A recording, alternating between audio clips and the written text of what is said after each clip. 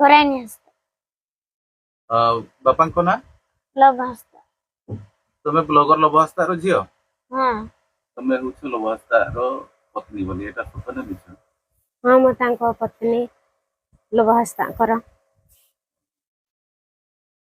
ଲବ ହାସ୍ତାଙ୍କ ବିବାଦ ମାମଲାରେ ନୂଆ ଟ୍ୱିଷ୍ଟ। ଲବଙ୍କ ପତ୍ନୀ ଆସିଲେ ସାମ୍ନାକୁ ଆଉ ଆଣିଲେ ସାଂଘାତିକ ଅଭିଯୋଗ।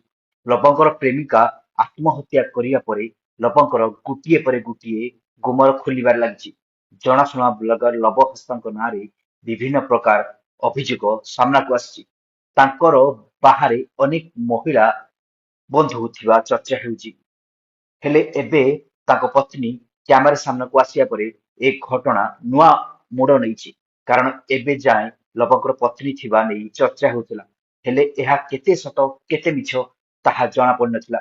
କିନ୍ତୁ ଲବ ହାସ୍ତାଙ୍କର ପତ୍ନୀ କ୍ୟାମେରା ଆଉ ଏବେ ମୁଁ ରାତିରେ ଭିଡ଼ିଓଟା ଷ୍ଟାର୍ଟ କଲି କାହିଁକି ନା ଏବେ ଦେଖିପାରୁଥିବେ ସୋସିଆଲ ମିଡ଼ିଆରେ ଆମର ଓଡ଼ିଶାରେ ଯାହାକୁ 0 ଟୁ ହିରୋ କରିଛନ୍ତି ସମସ୍ତେ ଲବ ହାସ୍ତା ତମେ ତ ଜାଣିଥିବ।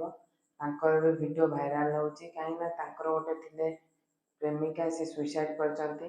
ଆଉ ତାଙ୍କ ପ୍ରେମିକାର ଯିଏ ଭାଇ ସେ କେସ୍ କରିଛନ୍ତି। ତାଙ୍କ ପ୍ରେମିକା ଘର ଥିଲା ବିହାର ଆଉ ସେ ରହୁଥିଲେ ବାଙ୍ଗାଲୋରରେ ଚାକିରି କରିଥିଲେ। ଆଉ ଲବ ହାସ୍ତାଙ୍କ ସହିତ ତାଙ୍କର ପ୍ରେମ ଥିଲା କି କ'ଣ ସେଟା ସେ ଜାଣିଥିବେ। ଆଉ ତାଙ୍କ ଭିଡ଼ିଓ ବି ଲବ ହାସ୍ତାଙ୍କ ସହିତ ସମ୍ପର୍କ ଅଛି ବୋଲି ସମସ୍ତେ ଜାଣିଛନ୍ତି ଭିଡ଼ିଓ ଦେଖିଲା ପରେ।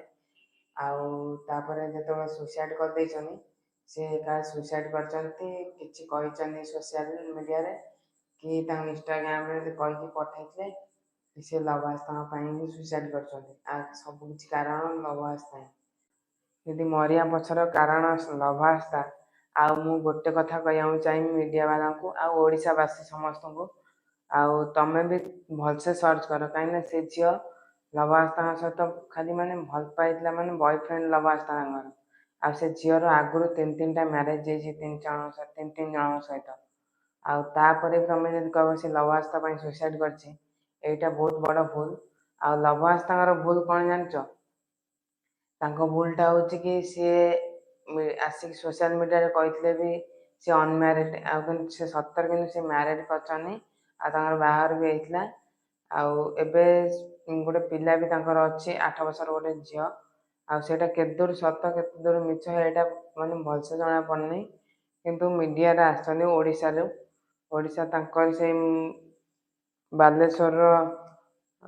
ବାଲେଶ୍ୱରର ସେଇ ମାନେ ସେ ରହୁଛନ୍ତି। ଲବ ହାସ୍ତାଙ୍କର ବାପା ବି କହିଛନ୍ତି କି ହଁ ମୋ ପୁଅ ମାନେ ଲବ ହାସ୍ତା ଯିଏ ସେ ମ୍ୟାରେଜ କରିଛନ୍ତି ଆଉ ତାଙ୍କ ମ୍ୟାରେଜ ବି ସରିଛି। ଆଉ ସେ ଝିଅଟା ଯେଉଁ ଛୁଆଟା ଯିଏ 8 ବର୍ଷର ସେ ମୋ ଝିଅ କି କାହା ଝିଅ ସେ ଏପର୍ଯ୍ୟନ୍ତ କନଫର୍ମ ନାହାନ୍ତି। ମାନେ ଲବ ହାସ୍ତାଙ୍କ ଝିଅ କି କାହା ଝିଅ ସେ କନଫର୍ମ ନାହାନ୍ତି। ସେ କହିଲେ ହଁ ମୋ ପୁଅ ମ୍ୟାରେଜ କରିଛି କିନ୍ତୁ ଇଏ ମୋ ନାତୁଣୀ ବୋଲି। ଆଉ ଜାଣିପାରୁଥିବେ ପୁଅର ଝିଅକୁ ନାତୁଣୀ କୁହନ୍ତି। ଆଉ ସେ ନାତୁଣୀ ବୋଲି କ'ଣ ସେ ମାନେ କନଫର୍ମ ନାହାନ୍ତି କାହିଁକିନା ସେ ମାନେ ପଳେଇଥିଲେ ତାଙ୍କ ବାପ ଘରେ ରହୁଥିଲେ ଲବ ହାସ୍ତାଙ୍କର ଯିଏ ଫାଷ୍ଟ ପତ୍ନୀ ଆଉ ତାଙ୍କ ଫାଷ୍ଟ ସ୍ତ୍ରୀ ଯିଏ ସେ ବାପ ଘରେ ରହୁଥିଲେ। ଆଉ ତାପରେ ବାପ ଘର ଆସିଲେ ମାସେ ପରେ ଜଣା ପଡ଼ିଲା କି ତାଙ୍କର ପିଲାପିଲି ହେଇଛି କି ତାଙ୍କର ଗୋଟେ ଝିଅଟା ଅଛି। ଏବେ ସେ ଝିଅ ସୋସିଆଲ ମିଡ଼ିଆ ସାମ୍ନାକୁ ଆସିଥିଲା ତା ମାଆ ବି ଆସିଥିଲା। ଆଉ ଲବ ହାସ୍ତାଙ୍କ ବାପା ଯିଏ ସେ ଏମିତି କହିଛନ୍ତି ସୋସିଆଲ ମିଡ଼ିଆରେ। ଆଉ ଗୋଟେ କଥା ମୁଁ ଗୋଟେ କଥା କହିବି ଲବ ହାସ୍ତା ଭାଇ ତମେ ଯଦି ଏ ଭିଡ଼ିଓ ଦେଖୁଛ ଆଉ ଆମ ଯେତିକି ଓଡ଼ିଶାବାସୀ ତମକୁ ଫୁଲ୍ ସପୋର୍ଟ କରୁଛୁ।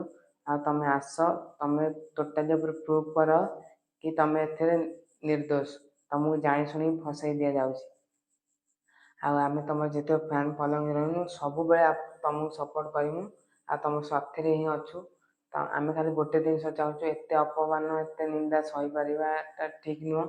ଆଉ ଯାହା ତ କହୁଛନ୍ତି ଓଡ଼ିଶାରେ କିଛି ଅଛନ୍ତି ଲୋକ ଆମେ କହୁଛୁ ତମେ ଆସିକି ଯେତେ ଜଲ୍ଦି ପାରୁଛ ପ୍ରମାଣ କର କି ତମେ ନିର୍ଦ୍ଦୋଷ। ଆଉ ତମେ ଯଦି ଆ ଦେହରେ କିଛି ଦୋଷୀ ଥିବ ସେଥିପାଇଁ କି ତମେ ଆସୁନା ମିଡ଼ିଆ ସାମ୍ନାକୁ ଆଉ ତାର ଦଣ୍ଡ ତ ତମକୁ ଭୋଗିବାକୁ ପଡ଼ିବ।